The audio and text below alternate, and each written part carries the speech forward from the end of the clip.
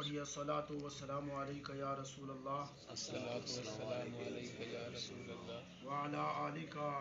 واصحابک یا حبیب اللہ۔ وعلی آلک واصحابک یا حبیب اللہ۔ عزیزان گرامی، آج کے درس کے اندر وطر کے متعلق بیان ہوگا۔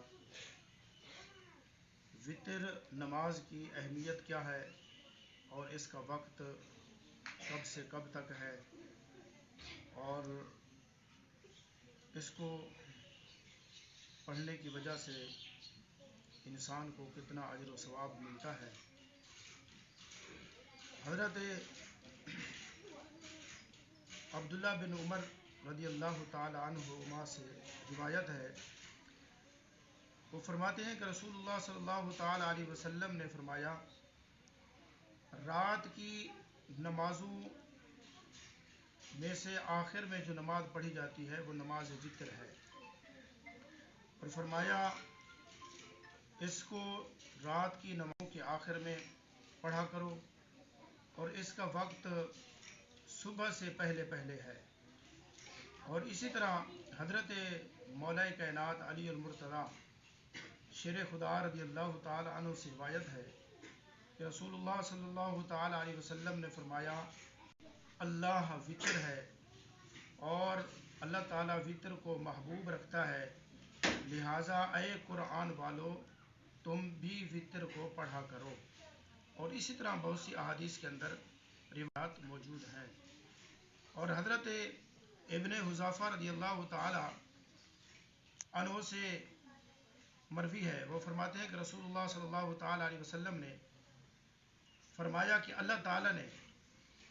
تمہارے لیے ایک نماز سے تمہاری مدد فرمائی ہے، اور فرمایا وہ نماز سرخ اونٹوں سے بھی بہتر ہے۔ تو صحابہ نے عرض کی، یا رسول اللہ صلی اللہ تعالی علیہ وسلم وہ کون سی نماز ہے؟ تو حضور نے فرمایا وہ نماز وطر ہے، جو نماز عشاء کے بعد سے طلوع فجر کے درمیان اس کو رکھا گیا ہے۔ تو عزیزان محتشم، اس کے اندر آقا علیہ الصلوۃ والسلام جو اکثر تلاوت فرماتے، پہلی رکعت کے اندر سبح اسم ربک الاعلی یا انا انزلناہ فی لیلۃ القدر، اور دوسری رکعت کے اندر قل یا ایھا الکافرون، اور تیسری رکعت کے اندر قل ھو اللہ احد پڑھا کرتے تھے۔ اور اسی طرح بہت سی احادیث کے اندر اس کے متعلق حکم جاری فرمایا گیا کہ اگر کوئی بندہ بھول جائے تو اسے چاہیے کہ جب وہ سونے سے بیدار ہو جائے تو اس نماز کو ادا فرما لے۔ تو اسی طرح آج کل رمضان المبارک کا معاملات چل رہے ہیں کہ ماہ مقدس جاری و ساری ہے، تو نماز تراویح کے بعد نماز وطر جماعت کے ساتھ پڑھے جاتے ہیں۔ تو ہمارے ہاں کچھ لوگ ایسے ہیں جو نماز وطر جماعت کے ساتھ نہیں پڑھتے،